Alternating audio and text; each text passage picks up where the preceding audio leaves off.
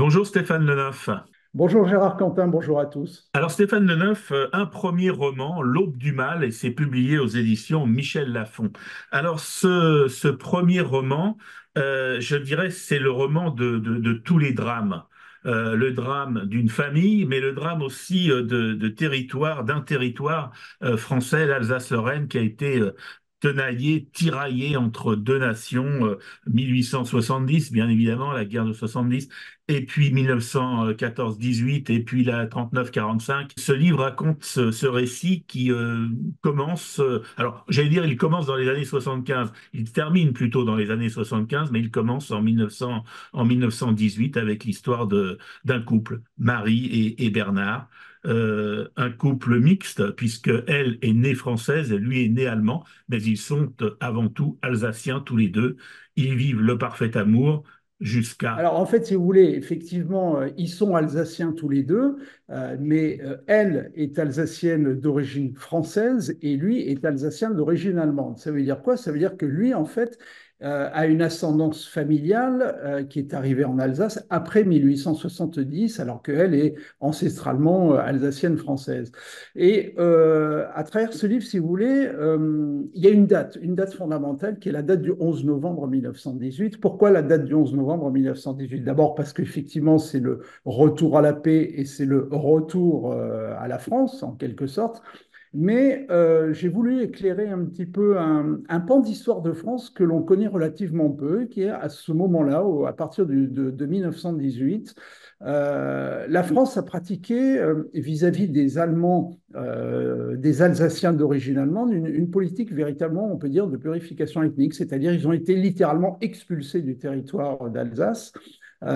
Tout simplement parce que à l'époque, il fallait entre guillemets débauchéiser l'Alsace, c'est-à-dire la Ouais. franciser Oui, complètement. c'était ce qu'on a appelé aussi à la fin de la guerre l'épuration, hein. Il fallait... Tout à fait, tout à fait. Donc, il fallait franciser en quelque sorte l'Alsace, pardon. Or, ce couple, si vous voulez, jusqu'en 1918 est alsacien-allemand, puisque lui a fait la guerre du côté allemand, elle était allemande, et finalement, qu'est-ce qui se passe le 11 novembre 1918? Il y a donc, elle accouche de deux jumeaux, deux garçons. C'est le retour à la paix. Marie pense que c'est le début, en quelque sorte, du bonheur pour elle, de la construction du bonheur, puisqu'elle est jeune, elle a 20 ans, son mari a 20 ans. Et en fait, le 11 novembre 1918, elle ne le sait pas encore, mais ça va être le début de la tragédie pour elle, en raison effectivement de cette séparation. Pourquoi une séparation? Parce que son mari est expulsé, mais surtout parce que lui reste un farouche nationaliste allemand. Il ne conçoit pas que l'Alsace redevienne française. Il est donc expulsé, il part avec un de ses fils en Allemagne et il cédera aux sirènes du nazisme et son fils deviendra un pur produit du système nazi, c'est-à-dire une machine à tuer. Et c'est là qu'on voit à la fois la perfidie, à la fois toute l'horreur de Lubin, parce que au moment de cette séparation, il y a évidemment l'amour qu'ils ont l'un pour l'autre, ils ont l'amour de leur France pour l'une et de l'Allemagne pour l'autre, ces deux enfants, et qu'ils ne veulent absolument pas, dont ils ne veulent ni se séparer, ni l'un ni l'autre. Et puis on voit aussi autour, eh bien, tout un tas de personnages qui finalement, les bons amis, qui vous tournent le dos, qui vous trahissent, qui vous mettent des coups de poignard par devant, par derrière, de toutes les manières. Et puis c'est l'horreur dans toute sa splendeur, l'horreur de l'homme dans toute sa splendeur. Absolument. Cette séparation, c'est vraiment une tragédie pour Marie parce que finalement, elle va perdre son fils. Elle n'aura de cesse que d'essayer de le récupérer, d'essayer de le retrouver.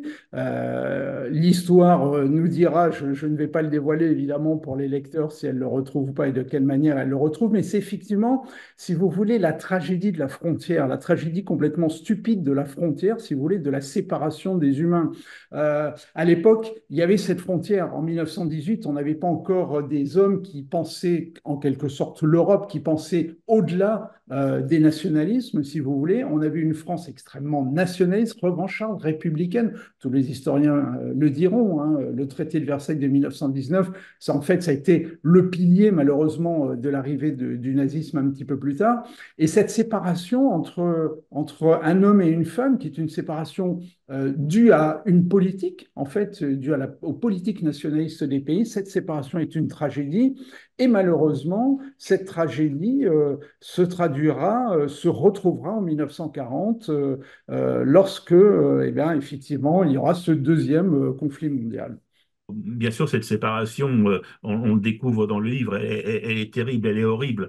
Mais il y aura toujours une correspondance épistolaire entre les deux, ce qui d'ailleurs posera des problèmes à Marie parce que, eh bien, elle sera elle aussi considérée plutôt comme une Boche que comme une Française. Alors, ce qui se passe effectivement, c'est que donc, quand son mari est expulsé vers l'Allemagne avec son fils, elle décide de quitter l'Alsace parce que finalement son bonheur est complètement détruit. Elle décide de s'exiler dans ce que les Alsaciens appellent la France de l'intérieur. Donc, elle arrive dans un village de Bourgogne. Or là, elle arrive avec son image et sa personnalité. En fait, elle est considérée comme elle-même comme une Boche parce que l'Alsace, certes, est française, mais vue de l'intérieur, vue dans un village de Bourgogne, dans un petit village bourguignon, en fait, on l'aperçoit comme une Allemande, tout simplement. Donc, elle aura énormément de mal à s'intégrer.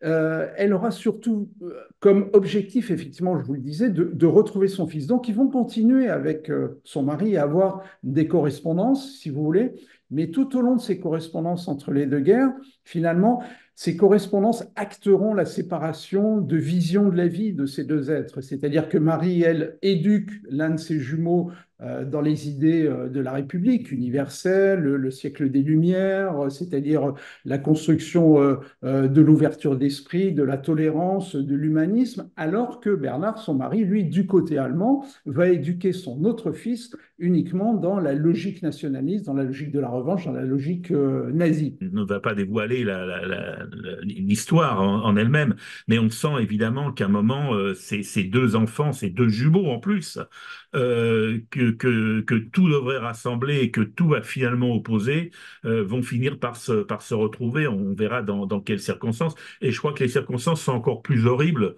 que les circonstances de la séparation. Alors effectivement, les circonstances des retrouvailles, bon, on ne va pas dévoiler, mais Marie, au moment de la Deuxième Guerre mondiale, qui au départ était une famille idéaliste, qui voulait vivre que dans la paix, que dans l'harmonie, devient une véritable guerrière, une chef combattante, une chef de maquis dans le Bourgogne. Elle prend la direction d'un gros maquis, si vous voulez, avec à la tête plusieurs dizaines d'hommes.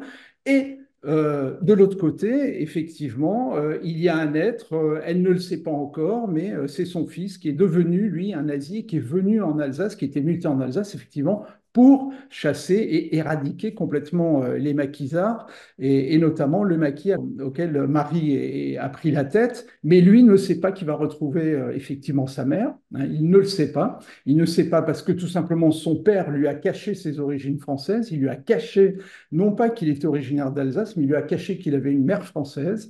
Et le choc, effectivement, lors de la Deuxième Guerre mondiale, va être terrible entre les deux. Alors, le début du roman commence par les obsèques de Marie, et puis ce secret euh, qu'elle a enfermé au fond d'une boîte sur un carnet sur lequel est écrit d'ailleurs le titre de ce livre, hein, L'Aube du mal. Elle fait jurer à son petit-fils de ne l'ouvrir et de ne le regarder qu'à 18 ans.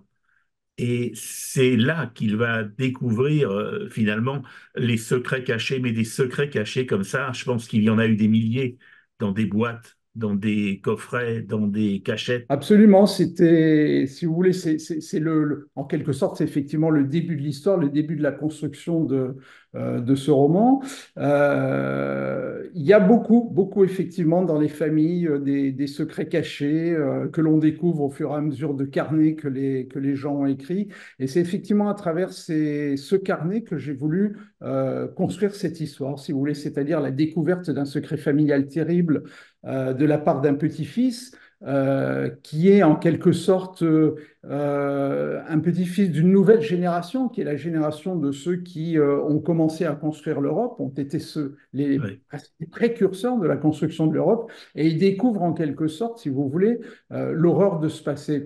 Et si vous voulez, moi, ce livre, je l'ai écrit aussi parce que j'ai souhaité que l'Aube du Mal, ça soit en quelque sorte un espèce de lanceur d'alerte pour ne pas oublier notre passé. Parce que je trouve qu'aujourd'hui, comme on est dans une société où on vit dans l'instant, dans l'urgence, dans la permanence de l'information, on est tous accrochés à nos téléphones, à l'info du moment, je trouve que on oublie le passé et c'est dramatique. On oublie ce qui s'est passé, on oublie ce qui s'est passé, on oublie ce que les nationalismes ont apporté comme malheur sur le continent européen. Et c'est ce que j'ai voulu un petit peu mettre aussi en exergue, hein, c'est-à-dire si on oublie le passé, malheureusement, on risque de se condamner à le revivre. Et aujourd'hui, malheureusement, avec le retour des nationalismes en Europe, j'ai une énorme crainte que l'on revive malheureusement ce qui s'est passé. Et ce livre, en fait, en quelque sorte, c'est un lanceur d'alerte pour pas oublier effectivement que les nationalismes en Europe ont été à l'origine de 2 guerres mondiales, ont été à l'origine de 30 à 40 millions de morts en Europe, ce qui est énorme. Et ça, il faut jamais l'oublier. Oui, vous êtes spécialiste hein, de l'Europe, des questions européennes à France Inter, hein, donc vous connaissez bien ce sujet. Alors, il y a une partie aussi qui est assez intrigante, c'est la partie de l'après-guerre et de l'après-Seconde Guerre mondiale, toute la partie où De Gaulle revient au pouvoir, etc. Et là, on découvre, et j'ai l'impression enfin, on ne découvre pas parce que depuis un certain nombre d'années, mais on s'aperçoit quand même qu'on a mis beaucoup de choses sous le tapis à une époque. Alors, en fait, si vous voulez, je suis parti là aussi, si vous voulez, d'un fait historique, hein, réel, c'est que en 1945-46, quand De Gaulle revient au pouvoir, il refuse, en quelque sorte, de sacrifier l'administration française, qui était une administration collaborationniste, en quelque sorte, hein. Et il se dit, ça, tous les historiens l'ont écrit, De Gaulle se dit, si je coupe mon administration, si je sanctionne énormément tous les hauts cadres, tous les hauts fonctionnaires qui ont travaillé à la collaboration, le pays s'effondre. Donc, en quelque sorte, il garde effectivement tous ces hauts cadres, et on l'a vu avec Papon, Bousquet, il décide de garder tous ces gens, si vous voulez, pour conserver, pour faire fonctionner la machine étatique. Et c'est vrai qu'à partir de ce fait véridique, si vous voulez, moi j'ai construit une fiction en me disant, bah, pourquoi pas, allons jusqu'un petit peu jusqu'au bout et pourquoi pas se servir effectivement, là je dévoilerai pas la suite de l'histoire, mais se servir effectivement d'un cadre nazi en quelque sorte qui pourrait aider à la fois à la relation franco-allemande, puisqu'il serait dans la repentance et dans la demande de pardon par rapport aux actes aux actes monstrueux qu'il a effectués. Et j'ai construit cette fiction autour de ça, c'est la deuxième partie du livre, autour du thème de la repentance et du pardon. Oui, et on verra d'ailleurs si cette repentance est finalement sincère, aussi viscéralement. C'est la fin de l'histoire, on la C'est la dévoilera fin pas. de l'histoire et ça, on le découvre. Ce roman, moi, je dirais que effectivement, c'est quelque chose qui est une page de notre histoire à travers Marie et à travers aussi non seulement Marie et son histoire à elle, mais cette histoire de femme de la résistance, parce qu'il y a eu de nombreuses femmes qui ont été, alors pour certaines, un petit peu dans l'ombre et pas forcément suffisamment mises en lumière, alors qu'elles étaient très souvent les premières, je dirais, en avant pour passer les messages, pour aller, parce qu'elles circulaient peut-être plus facilement que les hommes et on se méfiait un petit peu moins.